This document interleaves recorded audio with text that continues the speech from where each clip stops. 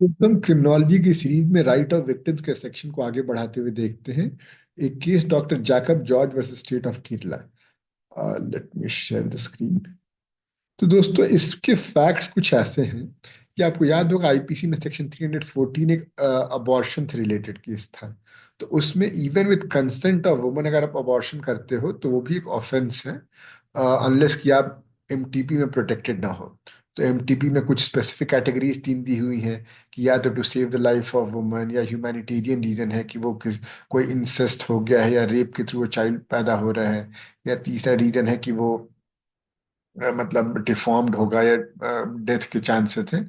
तो इन केसेस में आप कर सकते हो। तो इस केस में हुआ ये था कि डॉक्टर जैकब जॉर्ज ने अबॉर्शन किया था और इसने बहाना बनाया कि नहीं नहीं, जो आया है वो ऑलरेडी मतलब वो मरी हुई थी ऑलरेडी, वो मतलब उसको उसने इनफॉर्मल तरीके से अबॉर्ट करना चाहा था और फिर जब पेशेंट की हालत खराब हो गई थी तब यहाँ आया था।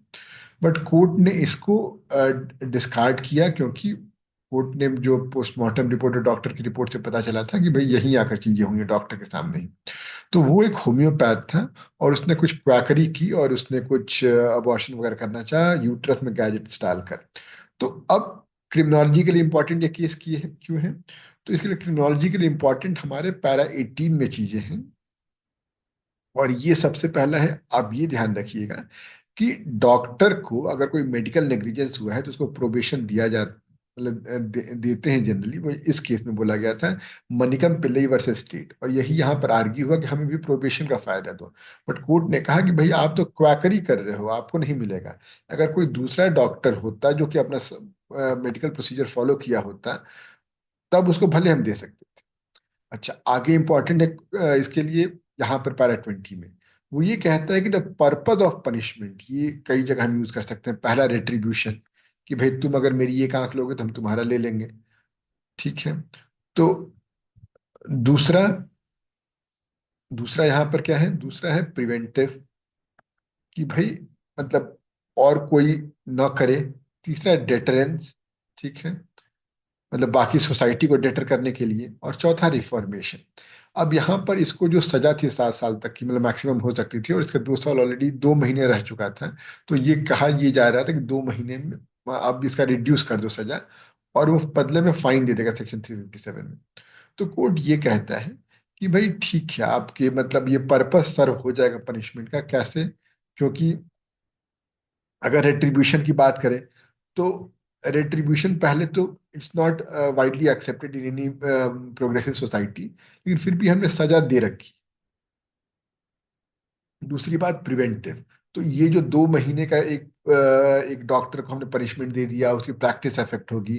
तो ये प्रिवेंटिव भी है और डिटरेंस भी सफिशिएंट है। और रिफॉर्मेशन का स्कोप ज्यादा है, मतलब अगर वो उसको जेल से बाहर निकाल दें उससे।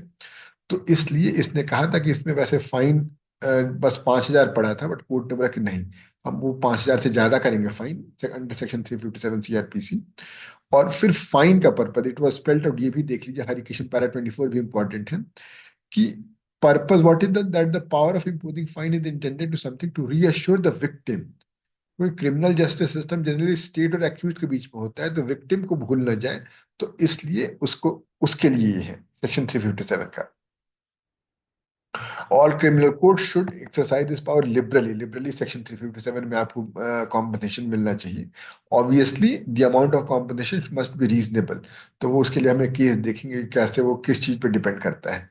तो इसलिए यहाँ पर कोर्ट ने कहा कि भाई इसके पास ये डॉक्टर है, इसका क्लिनिक बहुत बढ़िया बना हुआ है, और इसके पास गाड़ी है, ये सब चीजें मानकर कोर्ट ने कहा कि भाई आपको हम ज्यादा मतलब आप इससे फाइन देना पड़ेगा। तो ₹1,00,000 ये सब चीजें। तो दोस्तों ये हमारा केस था again under the section right of victims. I hope आपको समझ में आया होगा। कोई दिक्कत कोई परेशानी कमेंट सेक्शन में बताइएगा। मिलते हैं अगले वीडियो में किसी नए केस के साथ। Till then.